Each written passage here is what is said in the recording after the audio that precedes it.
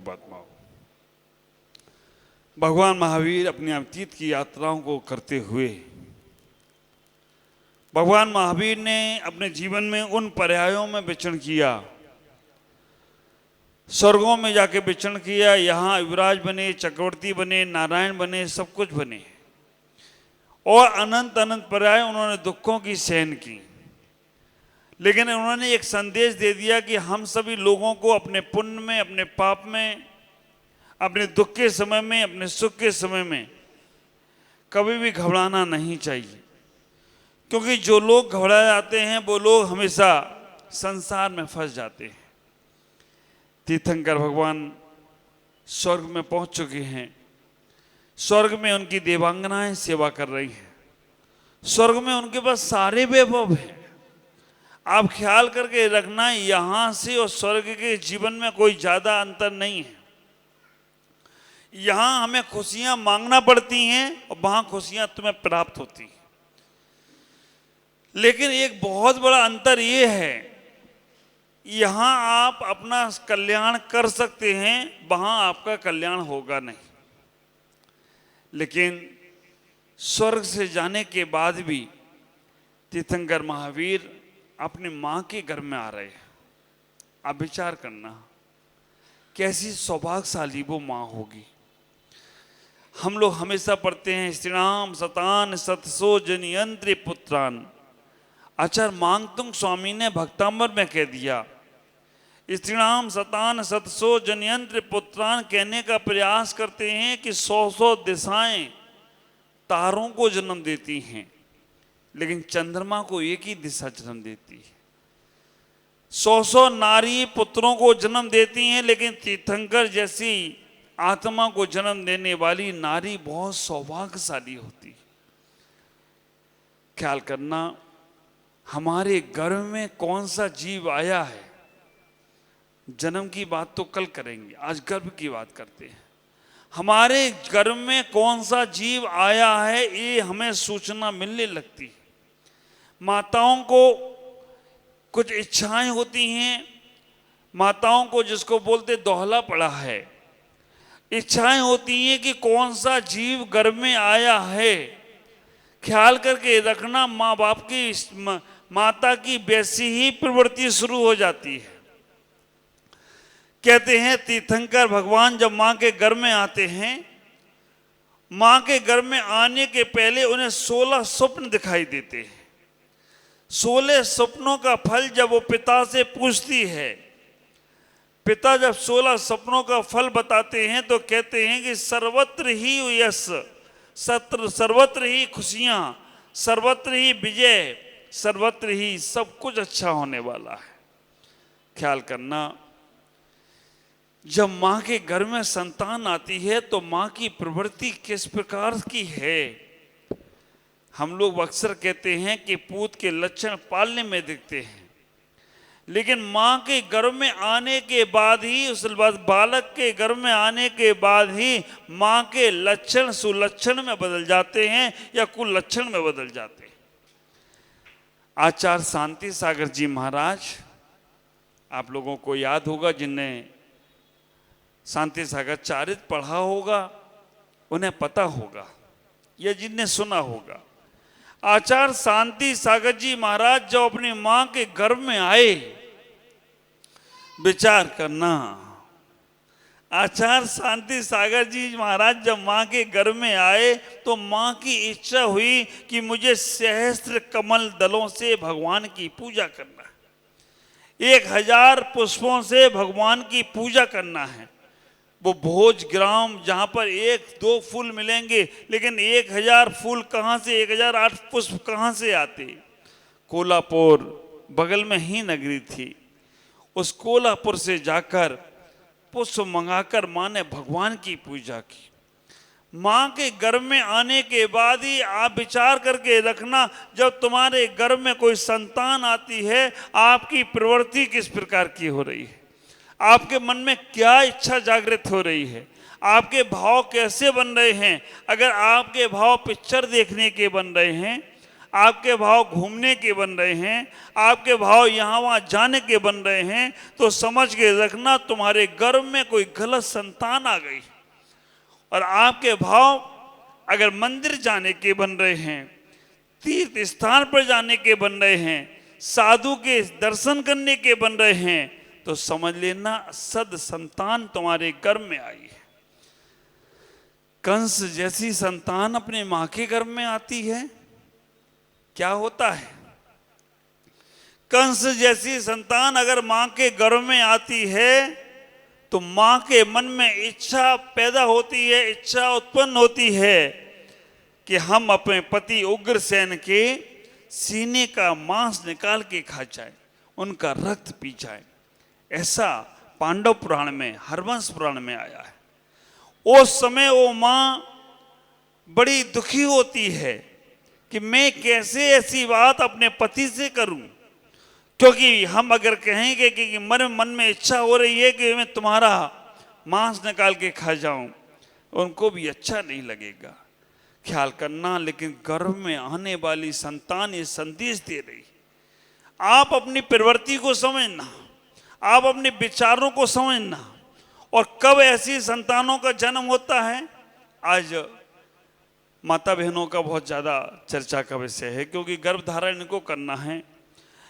कब ऐसी संतानों का जन्म गर्भ में आती हैं कि जब तुम गलत प्रवृत्ति करते हुए, गलत चीजें करते हुए अगर आपके गर्भ में कोई संतान आती है तो वो गलत ही प्रभाव देने वाली है। ख्याल करो, जब तीर्थंकर जैसी आत्मा गर्भ में आती है, माँ को शुभ सपन दिखाई देते हैं, माँ की प्रवृत्ति शुभ हो जाती है, माँ के अच्छे विचार बनने लगते हैं। आपने सुना होगा अभिमन्यु के बारे में। अभिमन्यु अपनी माँ के गर्भ में आई, ऐसा हिंदू संप्रदाय में कथन है। जब अभिमन्यु अपने माँ की सुभद्रा के गर्भ में आए, नारायण श्री कृष्ण चक्रव्यूह में जाने की कथा सुना रहे थे। अभी हरवंश पुराण हमारा चल रहा है, वासुदेव का प्रसंग आ रहा है जब, और वहाँ पर आप विचार करना, आप लोगों को लगता होगा कि दुर्योधन बहुत खराब था, दुशासन बहुत खराब था, है ना, ये आप सबको लगता होगा। लेकिन अगर आप हरवंश पुराण, जैन महाभारत पुराण पढ़ने का प्रयास करो तो आप कहोगे कि वो मोक्षगामी जीव थे। दुर्योधन ने, दुशासन ने जिनेश्वरी दिगंबर दीक्षा धारण करी, उनका कोई युद्ध वगैरह नहीं हुआ। जरासंध का युद्ध था, नारायण प्रति नारायण का युद्ध था, पांडव और कौरवों का युद्ध तो हाँ, ये जरूर रहा, कौरवों के मन में ये भाव जरूर रहा कि पांडवों ने हमारे साथ पक्षपात कर लिया। हम 100 भाई को जितनी जमीन जायदाद मिली वो 5 को मिल गई, ये उनके मन में जरूर भाव आया। और आप विचार करके रखना, जैन महाभारत में शकुनी दुर्योधन आदि का मामा था, पांडवों के मामा का नाम क्या था? समुद्र विजय, नेमिनाथ के पिता पांडव के मामा थे। 10 वासुदेव भी मामा थे, 10 क्योंकि नेमिनाथ के पिता समुद्र विजय आदि 10, वासुदेव आदि जो 10 थे, उनकी बहन का नाम था कुंती, और वो पांडवों के मामा थे। नेमिनाथ और पांडव भाई भाई थे। आप विचार करें, लेकिन अभी महाभारत का प्रसंग नहीं है, अभी महावीर का प्रसंग है। तो आप विचार करके रखना कि जीवन में जब अभिमन्यु का गर्भ में धारण किया, सुभद्रा सो गई, और सुभद्रा जब सो गई, नारायण श्री कृष्ण चक्रव्यूह में घुसने का, चक्रव्यूह में प्रवेश करने का तो कथानक सुना दिए, और उतने में वो सो गई, तो प्रवेश करने के बाद निकलने का कथन नहीं सुन पाए। इस कारण से अभिमन्यु को चक्रव्यूह में ही मार दिया गया। ऐसा हमने महाभारत में, हिंदू महाभारत में देखा है, जैन महाभारत में कथन नहीं। लेकिन मैं कहना ये चाहता हूं कि अब गर्भ में भी संस्कार पड़ते हैं, ये बात अन्य धर्मों में भी कहा गई है। गर्भ में भी अगर आपके गर्भ में कोई जीव आ जाता है, आप विचार करना कितना संभालना है। हमारी बड़ी बुजुर्ग दादी माँ तो जरूर कहती हैं बेटा संभल के चलना, बेटा देखभाल के चलना। लेकिन मैं भी कहना चाहता हूं, अगर तुम्हारे घर में कोई जीव आ रहा है तो आप ख्याल करना, हमारे जैन ग्रंथों में लिखा है, गर्भान्न की 53 क्रिया आदि पुराण में लिखी हैं। जिनसेन हमारे महाराज लिखते हैं, अगर गर्भ में, मेरी पुस्तक है संस्कार, कभी पढ़ने को मिल जाए तो जरूर पढ़ना। संस्कार में मैंने पूरी गर्भान्न की 53 क्रियाएं लिखी हैं और एक एक चीज को बताने का प्रयास किया। आज जन्म से ही तुम्हारे बच्चों की आंखों में चश्मे क्यों लग रही मालूम? कारण उसका और कोई नहीं है। गर्भ में जीव आ गया और तुम टीवी देख रहे हो, बार बार टीवियों पे सामने नजर गड़ाए हो, तो वो संस्कार उस बच्चे के ऊपर पड़ेंगे ही पड़ेंगे। उसकी आंखें कमजोर हो रही। आप ख्याल करो, गर्भ में आने के बाद अगर आप श्रृंगार कर रहे हो, आप पाउडर क्रीम लगा रहे हो, तुम्हारे बच्चे को जन्म से ही स्किन प्रॉब्लम होगी। अगर आप गर्भ में जाने के बाद ज्यादा दौड़ धूप करते हो, ख्याल करके रखना बच्चा का शरीर कमजोर होगा, क्योंकि बन ही नहीं पाएगा। जब बच्चे का शरीर बनना चाहिए उस वक्त तुम दौड़ धूप रहे हो, तो जो सामान हमारा खान पान अंदर जाता है वो पर्याप्त रूप में उस बच्चे तक नहीं पहुंचता है, तो बच्चा कमजोर ही जन्म लेगा। हमें आराम करना है, डॉक्टर भी बोलते हैं। फिर जब बच्चा थोड़ा सा मजबूत होने लगे, फिर डॉक्टर बोलते अब आराम नहीं करना, अब काम करो।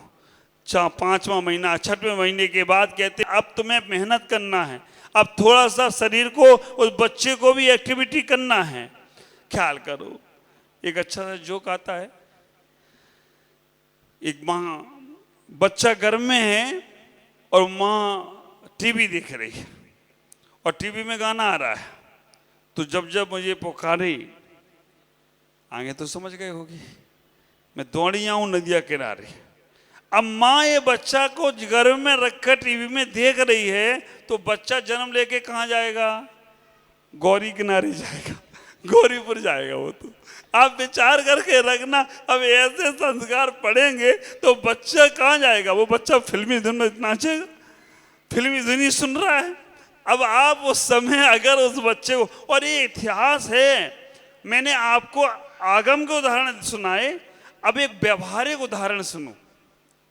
एक अखबार में एक चित्र आया एक बालक का, जिसका शरीर वनमानुष का था, जिसके शरीर में पूरे बाली बाल थी। आखिरकार डॉक्टर ने भी आश्चर्य किया, ये शरीर चिंपांजी का कैसे बना? माँ स्त्री जन्म दे रही और चिंपांजी का शरीर, वो बहुत बड़ी न्यूज बनी थी। अखबार में मैंने पढ़ा तो डॉक्टर ने उस माँ से पूछा, बहन ये मुझे समझ में नहीं आया कि इंसान से तो इंसान का जन्म होता है, लेकिन ये शरीर तो पूरा इसका इंसान का है, लेकिन पूरे शरीर में चिंपांजी जैसे बाल, ये कैसे हुआ? उस माँ ने कहा, गलती मेरी है, इसमें डॉक्टर साहब आपकी गलती नहीं है और किसी की गलती नहीं, गलती मेरी है। जब मेरे घर में ये जीव आया, मेरे बेडरूम में एक चित्र लगा था चिंपांजी के बालक का, और मैं उस चित्र को देख देख कर बार बार उससे बहुत प्यार करती थी, उस पर हाथ फेरती थी, उसको हम बड़े प्यार से उसे देखते थे। और आप विचार करना, वो चिंपांजी का चित्र देखते देखते देखते असर ये पड़ा कि वो गर्भ में जो संतान थी, उसने जब जन्म लिया तो वो चिंपांजी का ही जन्म हुआ। ख्याल करो कितना बदलना है तुमको। अभी तीर्थंकर का गर्भ में आएंगे, हम लोग गर्भ में आकर जन्म ले लिए, लेकिन आगे आने वाली संतान को हमें अगर अच्छा बनाना है, ख्याल करो, जब तक तुम्हारे जीवन में गर्भ धारण नहीं हुआ तब तक तुम कुछ भी कर सकते हो, लेकिन गर्भ धारण करने के बाद आपको अपने साथ अपने बच्चे का भी ख्याल रखना है, और वो ऐसा ख्याल रखने का प्रयास करना है कि अगर तुम्हारी कोई भी कमजोरी होगी या कोई भी गलती होगी, सजा उसे भी भोगने पड़ेगी।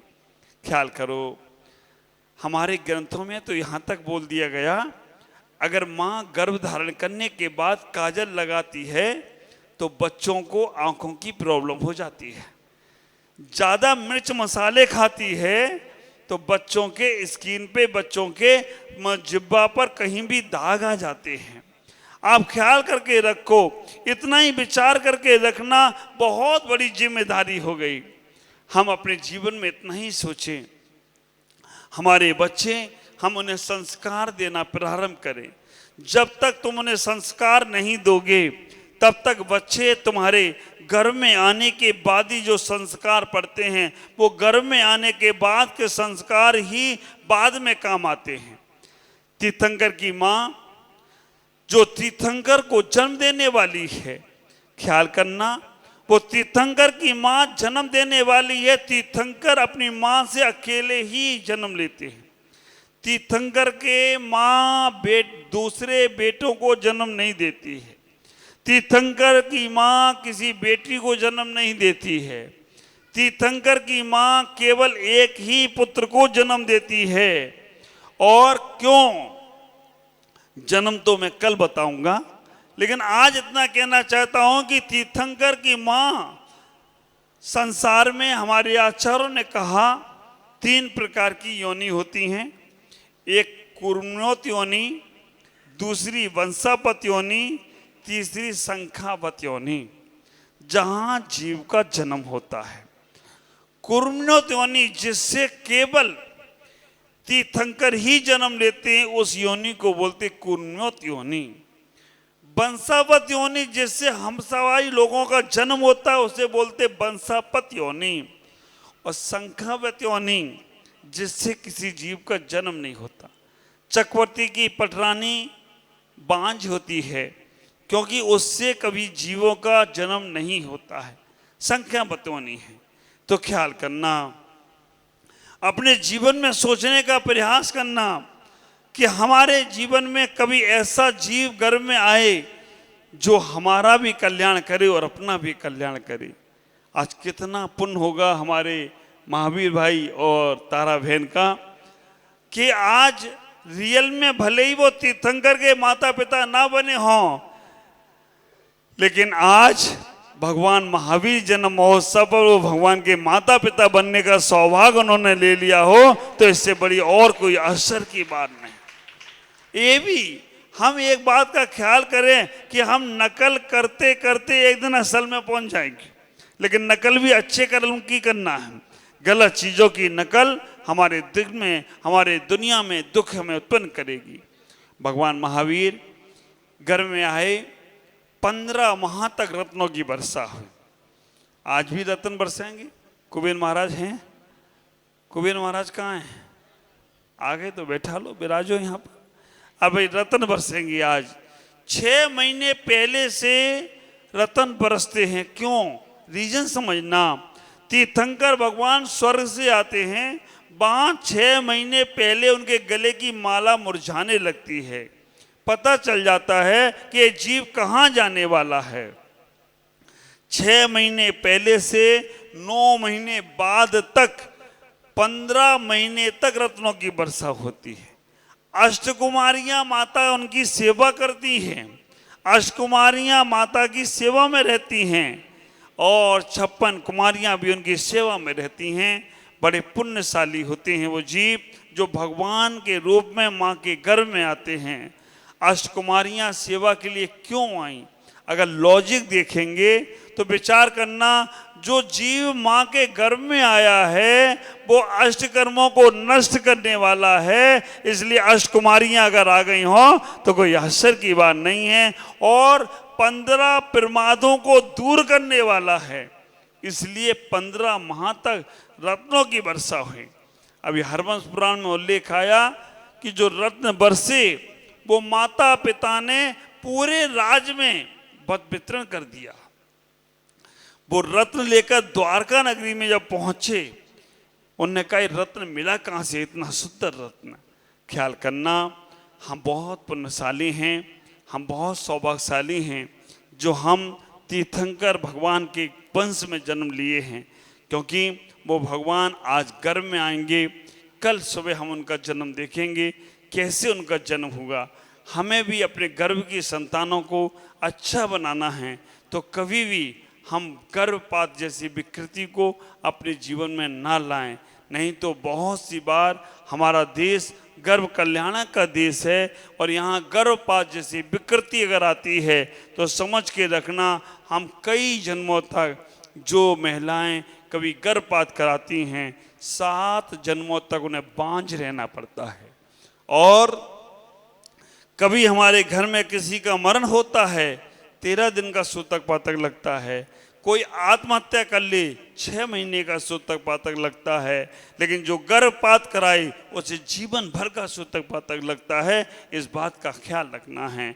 हमें इतना ही सोचना है कि अपने जीवन में गर्भ में जब जीव आए तो उसको हम बहुत अच्छे से संभाल कर, संस्कार देकर उसको परम तत्व तक पहुंचाने का प्रयास करें। आज इतना ही।